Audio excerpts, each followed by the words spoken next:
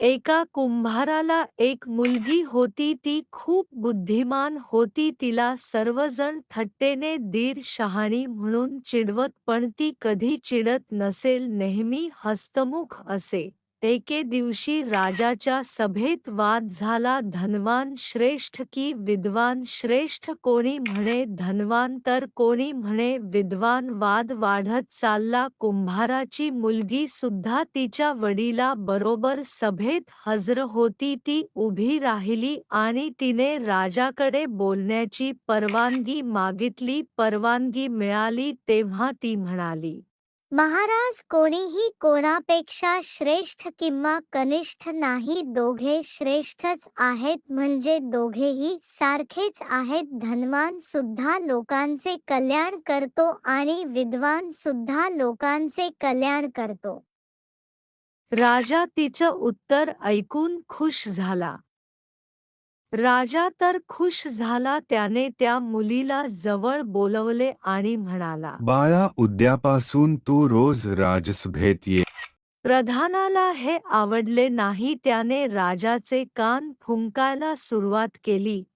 महाराज, कुंभाराची मुलगी हुशार आहे, पण कोणीतरी शिकवल्यासारखे ती बोलत आहे. आपल्याला वाटत नाही का शिवाय करून राज्यसभेला अपमानित करण्याचा तर तिचा डाव नाही ना? यावर काही उपाय तुम्हाला सुचत आहे का?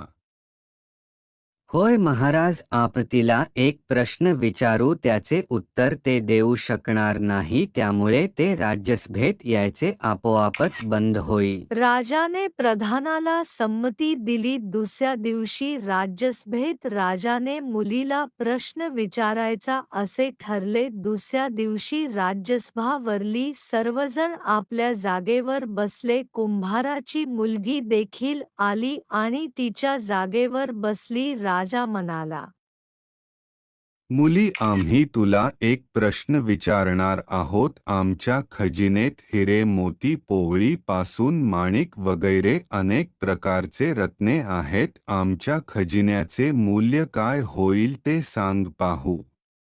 कुंभाराच्या मुलीच्या लक्षात आले की तिची परीक्षा पाहण्यासाठीच हा प्रश्न तिला विचारला गेला आहे. तिचे वडील तिच्याजवळ राज्यसभेत बसले होते. तिने वडिलांच्या कानात काहीतरी सांगितले. वडील उठले आणि तिथून बाहेर गेले. थोड्या वेळाने कुंभार परत आला. त्याच्या हातात एक ताट होते, त्याच्यावर एक रुमाल झाकलेला होता. त्याने ते ताट राजासमोर ठेवले.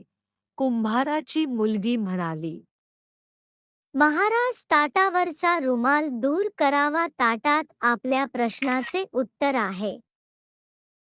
राजाने रुमाल दूर केला. ताटात एक ज्वारीचा दाणा, एक कापसाचे बोंड, एक मातीचे ढेकूळ आणि एका वाट्यात पाणी होते. राजाला हे काही समजले नाही. त्याने विचारले, जी वस्तू उपयोगी असते तिचीच किंमत असते. ज्वारीचा दाणा म्हणजे धान्य. धान्य शिवाय माणूस जगू शकत नाही, म्हणून धान्य मौल्यवान आहे. दुसरे आहे मातीचे ढेकूळ. माती नसेल तर धान्य उगवणार नाही. तिसरे आहे पाणी नसेल तरीही धान्य उगवणार, पिकणार नाही. चौथे आहे कापसाचे बोंड. आपल्याला कपड्याशिवाय ऊन, थंडीपासून संरक्षण मिळणार नाही. कापड बनण्यासाठी कापूस, हवा, याशिवाय हवा आणि सूर्य देखील तितकेच मौल्यवान आहेत. या 6 वस्तू विना जीवन शक्य नाही. आपल्या खजिन्यात हिरे, मोती, माणिक, पवळी पासून सर्व काही आहे, पण त्यांच्याशिवाय जगता येते म्हणून ते उपयोगी ठरत नाही. ते सारे नुसते शोभेचे आहे. जगण्यासाठी त्यांचे काही गरज नाही, म्हणून त्यांचे काही मूल्य नाही. कुंभाराच्या मुलीचे उत्तर ऐकून राज्यसभेतील लोकांनी एकमुखाने तिची वावा केले. राजा देखील प्रसन्न झाला आणि त्याने स्वतःच्या गळ्यातील हार कुंभाराच्या मुलीला भेट म्हणून देऊन तिला शाबासकी दिली.